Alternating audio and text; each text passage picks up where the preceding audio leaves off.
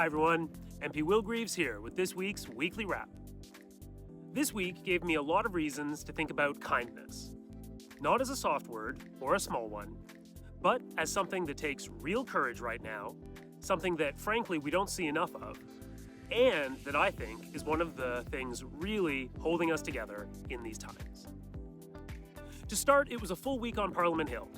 I had conversations about climate finance, how Canada can help build the global architecture that moves money towards the clean economy, and about the arts and culture sector and what it needs from government to keep doing the work that makes community life meaningful. And I rose in the House of Commons to ask the Minister of Industry about support for the forestry sector, here on Vancouver Island and across the country. Mr. Speaker, across British Columbia, workers and communities know how important the forestry sector is to our economy. As Canada's forest ministers met this week in Langford on beautiful Vancouver Island to discuss the future of forestry, workers face unjustified U.S. softwood lumber tariffs and conditions that will require us to make our forestry sector more competitive. Can the Minister of Industry update this House on how our government is working with provinces and territories to strengthen the sector and support forestry workers from coast to coast to coast? The Honourable Minister of Industry. Thank you, Mr. Speaker. I would like to thank my colleague from Victoria for his important question and for his important work. Indeed, lots is happening in the forestry sector that is completely victim of the illegal and unjustifiable tariffs from the American administration, and that is why the Minister of Natural Resources and I have been working on a plan to really support the sector. While the Minister of Natural Resources is with his counterparts from the provinces and territories in BC, we're also working on liquidity support, more than $1 billion for the forestry sector. Excellent. We will be there for the workers in the sector. This is an issue that matters deeply to the workers, the communities, and the land that depends on that sector, and is one that I, my office, and the government are following closely.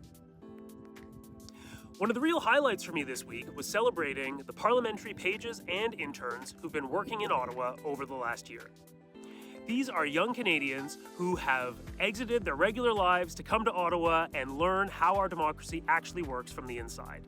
And lots of them are from BC, including many who work in the offices of British Columbia MPs.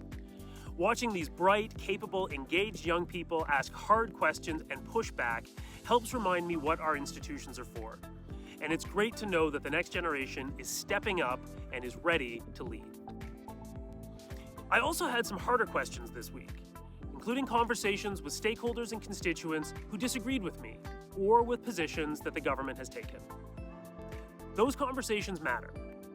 Democracy isn't built on uniformity, it's built on a willingness to keep talking even when we disagree.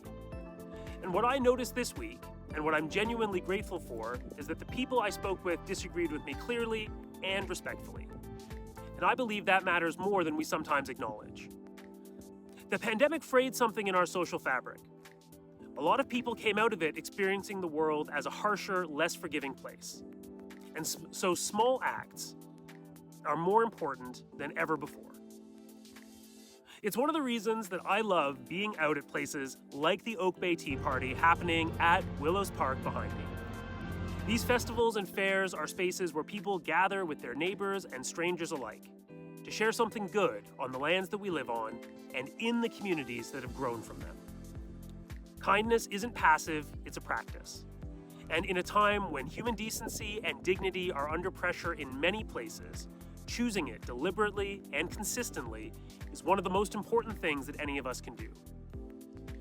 So in these times when it often feels like storm clouds are gathering, either metaphorically or sometimes literally as well, being together with other people, feeling rooted and connected in our communities, and showing simple acts of kindness to each other is one of the most important steps that any of us can do to help sustain a thriving society and a healthy democracy.